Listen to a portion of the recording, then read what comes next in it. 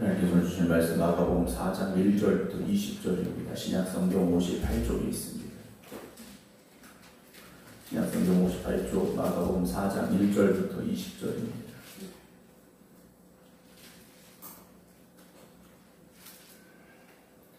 예수께서 다시 바닷가에서 가르치시니 큰 무리가 모여들거늘 예수께서 바다에 떠 있는 배에 올라앉으시고 온 무리는 바닷가 육지에 있더라. 이 예수께서 여러 가지를 비유로 가르치시니 그 가르치시는 중에 그들에게 이르시되 그들아 씨를 뿌리는 자가 뿌리러 나가서 뿌릴새 더러는 길가에 떨어짐에 새들이 와서 먹어버렸고 더러는 흙이 얕은 돌밭에 떨어짐에 흙이 깊지 아니하므로 곧 싹이 나오나 해가 돋은 후에 타서 뿌리가 없으므로 말랐고 더러는 가시떨기에 떨어짐에 가시가 자라 기운을 막음으로 결실하지 못하였고 더러는 좋은 땅에 떨어짐에 자라 무성하여 결실하였으니 30배나 60배나 100배가 되었느니라 하시고 또 이르시되 들을 귀 있는 자는 들으라 하시니라. 예수께서 홀로 계실 때 함께한 사람들이 12제자와 더불어 그 비유들에 대하여 물으니 이르시되 하나님 나라의 비밀을 너희에게는 주었으나 외인에게는 모든 것을 비유로 하다니 이는 그들로 보기는 보아도 알지 못하며 듣기는 들어도 깨닫지 못하게 하여 돌이켜 죄사함을 얻지 못하게 하려 함이라 하시고 또 이르시되 너희가 이 비유를 알지 못할진대 어떻게 모든 비유를 알겠느냐. 뿌리는 자는 말씀을 뿌리는 것이라. 말씀이 길가에 뿌렸다는 것은 이들을 가리킴이니 곧 말씀을 들었을 때 사탄이 즉시 와서 그들에게 뿌려진 말씀을 빼앗는 것이요 또 이와 같이 돌밭에 뿌려졌다는 것은 이들을 가리킴이니 곧 말씀을 들을 때 즉시 기쁨으로 받으나 그 속에 뿌리가 없어 잠깐 견디다가 말씀으로 인하여 환난이나 박해가 일어나는 때에는 곧 넘어지는 자요 곧 어떤 이는 가시떨기에 뿌려진 자니 이들은 말씀을 듣기는 하되 세상의 염려와 재물의 유혹과 기타 욕심이 들어와 말씀을 막아 결실하지 못하게 되는 자요 좋은 땅에 뿌려졌다는 것은 곧 말씀을 듣고 받아 30배나 60배나 100배의 결실을 하는 자니라. 아멘. 할렐루야. 아멘. 요즘 덥다라는 얘기밖에 안 나오는 것 같습니다. 저도 지난밤에 너무 더웠는지 계속 잠도 깨고 그렇긴 했습니다만 그럴수록 좀 더 우리가 건강에 좀 신경을 더 쓰시고 영적인 건강도 좀 챙겨야 되겠다라는 생각을 또 해보게 됩니다. 여러 가지로 많이 피곤하고 또 지치기 때문에 영적으로 느슨해질 수도 있고 긴장감을 잃어버릴 수도 있는데요. 그럴수록 우리가 좀 앞에 바로 서 있는가를 돌아보면서 깨어 기도하시고 또 말씀 붙잡고 믿음으로 살아갈 수 있는 저와 여러분 되기를 주님의 이름으로 축원합니다. 오늘 씨 뿌리는 자의 비유에 대해서 주님께서 말씀하신 내용이 본문에 기록이 되어져 있습니다. 밭의 비유라고도 하고 씨 뿌리는 자의 비유라고도 하는데요. 두 가지 다 틀린 말은 아니고요. 그 밭의 비유는 밭에 중점을 두었고 그러면서 씨를 뿌리는 자의 비유는 어떤 밭이든지 간에 또 씨앗을 뿌리는 주님의 마음이 담겨져 있는 그런 의미로 볼 수가 있는데요. 오늘 중요한 것은 어쨌든 씨가 뿌려졌다라는 거죠. 씨를 뿌렸다라는 건 말씀인데 씨는 결국 생명이 있는 개체입니다. 그러니까 죽은 씨앗을 심었다 그러면 어디 뿌려졌든지 어디 심었든지 결코 싹이 날 수가 없죠. 근데 오늘 뿌려진 씨앗은 다 살아있는 씨앗, 그 안에 생명력이 있는 씨앗이었다라는 것을 우리가 알아야 됩니다. 오늘도 하나님의 말씀은 살아 역사하는 말씀입니다. 그 말씀은 생명력이 있는 말씀입니다. 그 말씀이 죽은 말씀이 아니라는 거죠. 2000년 전이나 지금이나 주님의 말씀은 똑같이 살아있는 말씀, 생명력이 있는 말씀입니다. 그런데 문제는 그때나 지금이나 무엇이 문제입니까? 밭이 문제라는 거죠. 예수님 당시나 지금이나 우리에게 주신 말씀에 문제가 있는 건 아닙니다. 그런데 그 말씀을 받는 우리가 어떤 상태인가, 우리의 마음이 어떤 밭인가 하는 거죠. 오늘 이 씨 뿌리는 자의 비유, 또 밭의 비유의 결론은 뭡니까? 좋은 땅에 뿌려져서 30배, 60배, 100배의 열매를 거두는 것이겠죠. 그러나 오늘 우리의 마음의 상태가 길가와 같든지 아니면 돌밭과 같든지 아니면 가시덤불이 있다면 오늘 우리는 열매 맺지 못하는 사람이 될 수밖에 없습니다. 아무리 주님의 말씀이 생명력이 있어도 아무리 그 말씀에 힘이 있어도 우리가 그 말씀에 대하여 온전히 깨닫지 못하고 받아들이지 못하고 순종하지 않으면 그 말씀은 죽은 씨앗과 다를 바가 없이 우리 마음밭에서 싹이 트고 자라지 못하고 결국 열매 맺지 못하기 때문입니다. 우리 생각감리교회가 정말 하나님의 말씀 살아 역사하는 교회가 되려면 우리의 마음밭이 좋은 밭이 되어져야 됩니다. 건물이 좋다고 시설이 좋다고 환경이 좋다고 어떤 성경적인 지식이 많다고 좋은 밭이 아니라는 거죠. 말씀을 듣고 받아야 됩니다. 오늘 20절 보게 되면 좋은 땅에 뿌렸다는 것은 말씀을 듣고 받은 사람이라는 거죠. 그러니까 나에게 주신 말씀으로 받은 거죠. 그리고 나에게 주신 말씀을 붙잡고 살아가는 사람입니다. 씨를 뿌렸다고 곧 열매를 맺는 게 아니지 않습니까? 씨를 뿌리고 열매를 맺을 때까지는 시간이 필요합니다. 요즘 비가 많이 안 오니까 가뭄이 심해지는 지역도 있다는 얘기도 나오고 또 날이 너무 뜨겁다 보니까 타 죽는다는 얘기도 나오고요. 여러 가지 안 좋은 그런 조건들이 많이 있지 않습니까? 우리가 열매를 맺는 것도 마찬가지입니다. 길가와 같은 밭은 어떻다고 했습니까?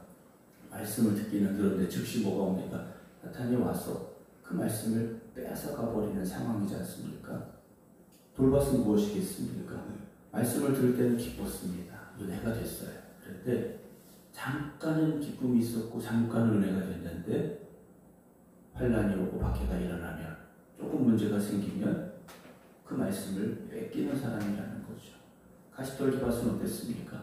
말씀을 듣고 싹이 트고 자라는데 세상의 염려, 재물의 유혹, 기타 욕심이 들어 즉 내 생각이 들어가는 거죠. 주변의 환경도 문제이긴 합니다만 거기에 내 생각이 들어가기 시작합니다. 그러다 보면 자라지 못한다라는 거죠. 우리가 신앙생활 한다는 것은요, 똑똑하다고 잘하는 거 아닙니다. 공부 잘하는 사람이 신앙생활 잘한다? 그렇지 않습니다. 예수님 당시에도 똑똑한 사람, 공부 잘하는 사람 많았습니다. 바리새인들, 서기관들 얼마나 똑똑한 사람들입니까? 그러나 그들은 오히려 주님을 대적하는 사람이었다는 거죠. 오늘 저는 여러분들이 물론 성경에 대해서 많이 아셔야 됩니다. 우리가 성경을 모르면 안 되죠. 말씀을 많이 알아야 됩니다. 그러나 이걸 지식적으로 하는 것이 아니라 내 마음속에 주시는 말씀으로 들으시고 받으시고 그리고 그 말씀을 따라 살아가는 저와 여러분들이 되어져야 된다는 거죠. 좋은 밭이 되어져야 되는데 문제는 그 좋은 밭이 많지 않다라는 거지 않습니까? 안 좋은 상황들이 훨씬 더 많은 것이고요. 말씀을 순종할 상황보다 순종하지 못할 상황들이 훨씬 더 많다라는 겁니다. 순종이라는 것은요. 말씀을 들었을 때 우리가 그 말씀대로 살아가는 게 순종이지 않습니까? 근데 환경을 보십시오. 순종할 조건, 순종할 상황보다 순종하지 않아야 되는 상황들이 훨씬 더 많다라는 거죠. 그리고 그것이 합리적으로 우리에게 다가옵니다. 이렇게 상황이 이런데 이렇게 어려운데 굳이 다른 사람도 안 하는데 나는 왜 해야지? 이런 여러 가지 많은 생각들이 우리에게 들어온다는 거죠. 오늘 여러분들의 마음의 밭은 어떻습니까? 길가와 같고 또는 돌이 있는 밭 또는 가시덤불이 있는 밭 우리 마음이 그렇다면 바꿔야 됩니다. 그렇지 않고는 열매를 맺을 수가 없기 때문이라는 거죠. 주님 말씀하셨습니다. 9절에 귀 있는 자, 들을 귀 있는 자는 들으라 그러셨어요. 들을 귀 있는 자, 결국 누가 듣겠습니까? 좋은 밭인 사람들만 듣는 거죠. 좋은 밭이 아닌 사람들은 듣고 싶어도 들을 수가 없는 거죠. 결국은 무너지게 되고 넘어지게 되고 싹도 트지 못하고 빼앗기는 경우들이 발생하게 되기 때문이라는 겁니다. 마지막 20절을 다시 보면요. 좋은 땅에 뿌려졌다는 것은 곧 말씀을 들었습니다. 그리고 받았죠. 그리고 그 받은 말씀을 가지고 살아간 겁니다. 말씀대로 살았더니 30배, 60배, 100배의 결실을 거뒀다라는 거죠. 그럼 그 결실을 가지고 또 무엇을 하겠습니까? 이 사람이 또 말씀을 뿌리겠죠.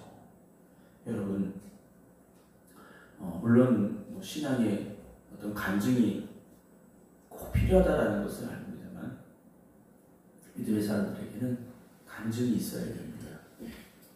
내 삶에 말씀을 붙잡고 살아간 그 결과, 하나님께서 허락하신 은혜와 축복에 대해서, 그 응답에 대해서 우리가 고백하고 내어놓을 간증들이 있어야 된다는 거죠. 물론 간증이 만능은 아닙니다. 그러나 중요한 건 그런 나의 삶 가운데 하나님이 개입하시고 역사하셨다라는 고백이 있을 수 있어야 된다는 거죠.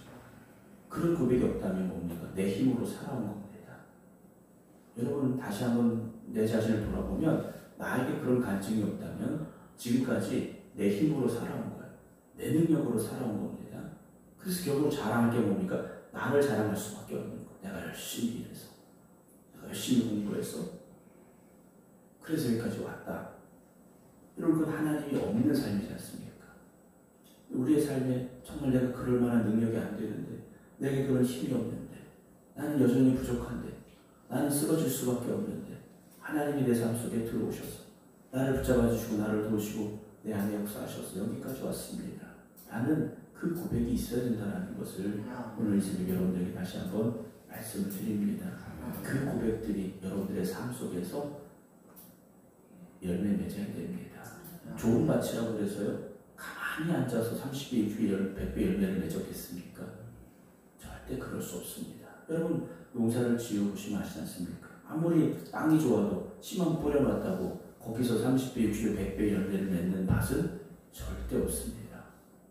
그 밭을 돌고 왔기 때문에, 열심히 가꾸었기 때문에, 땀 흘렸기 때문에, 수고했기 때문에 거두는 거죠. 그래서 모두가 100배가 아니지 않습니까? 어떤 밭은 30배인 것이고 어떤 밭은 60배인 것이고요. 또 어떤 밭은 100배가 되는 거지 않습니까? 아니, 좋은 밭이면 다 똑같이 열매를 맺어야 되는데 왜 다르겠습니까? 물론 30배는 잘 못했다라는 말씀은 아니에요. 60배는 중간쯤 했다라는 말씀도 아닙니다. 어쨌든 우리의 삶에 믿음의 노력이 있어야 됩니다. 믿음의 노력, 믿음의 열심 없이 분명히 말씀은, 우리에게 주어진 말씀의 씨앗은 문제가 없습니다. 누구에게든지 말씀이 문제가 있는 경우는 없어요.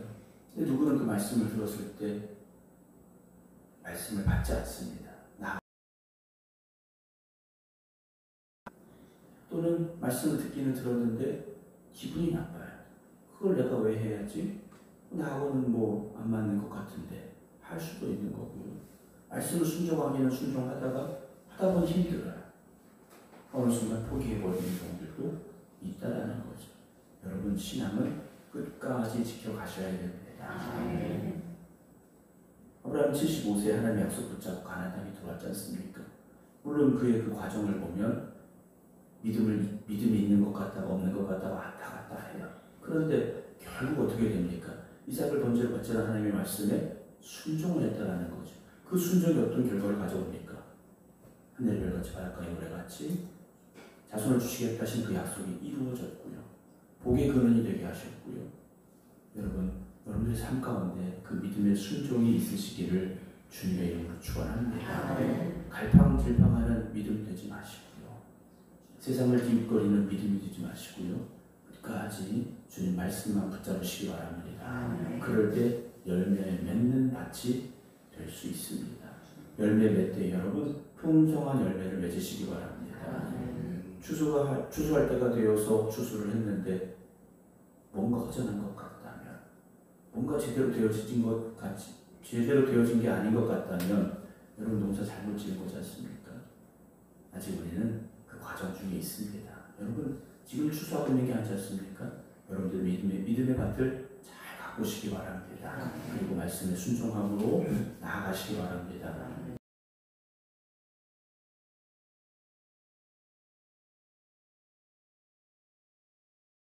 그런 믿음의 밭을 밭을 만들어 갈 수 있는 우리 모두가 되기를 주님의 이름으로 축원합니다. 기도하겠습니다. 우리에게 말씀을 주실 때 그 말씀이 살아 역사하는 말씀을 고백합니다.